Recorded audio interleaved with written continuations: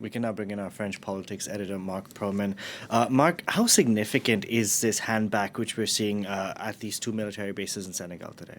Well, it's very significant symbolically, not so much militarily, because there were only a couple of hundred soldiers on Senegal soil. But for Senegal, it was important, and obviously for France as well. The president of Senegal said in an interview several months ago that he wanted those troops out this year, and this was not the plan. The French were in negotiations just until a couple of months ago to try to maintain some footprint, some permanent footprint in Africa, be it in Chad, Ivory Coast, Gabon, and Senegal. However, those negotiations went nowhere, and especially in Senegal, where the new authorities elected a year or so ago said, no, this is our soil. We want to have good cooperation with France. We're not kicking them out, like happened in the three Sahel countries where there were coups and the French were kicked out. We want to have a nice handover, and this is what happened this morning. You had a ceremony where the head of the French military in Africa was sitting and standing nearby the head of the Senegalese army. They said a nice word about cooperation, but nevertheless, it is a very, very strong symbol. France had been in Senegal permanently as far back as 1960. On a constant basis, and so it is important. There was also a kind of handover several months ago in February in Ivory Coast, where France is keeping some soldiers to do some training, but this is clearly an era that's coming to an end. Both in West Africa and in Central Africa, there's only one military base remaining in Africa. It's in Djibouti in Eastern Africa. It used to be solely a French base, but for years it's also become a base where American and even Chinese soldiers are stationed.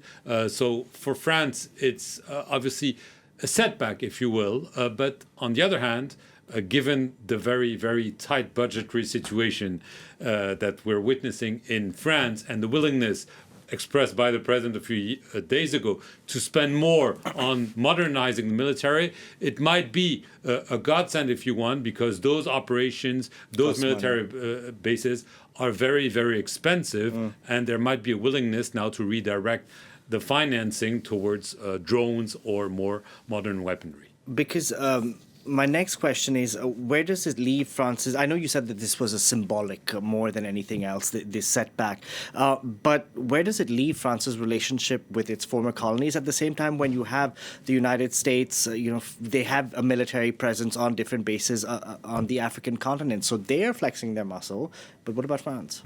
Well, clearly, France is hoping to have a light footprint, to be able to come and intervene, not as massively as in Mali, in Burkina Faso, in Niger a few years ago. But clearly they're hoping that there might be a lighter footprint, that they might be able to intervene a little bit like the Americans. The Americans have their Africa headquarters in Stuttgart, in Germany. Why? Because they don't want to be present there. Well, France also has now a head of African operations based in Paris. So obviously it's easier now if you need to send soldiers abroad fairly quickly. That's what the United Kingdom has been doing since it gave independence to its former colonies in Africa. France always had this very heavy presence, which led to multiple interventions like we saw in the reports, some clearly with political or strategic or economic views and goals, clearly.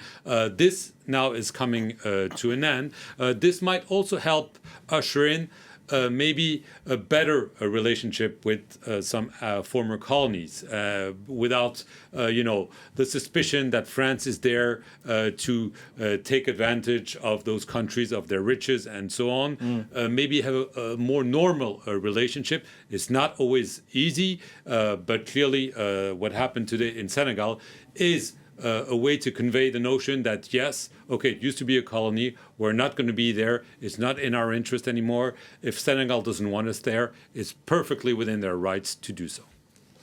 We'll see how the relationship shapes up. Thank you very much for that, Marc Perelman there.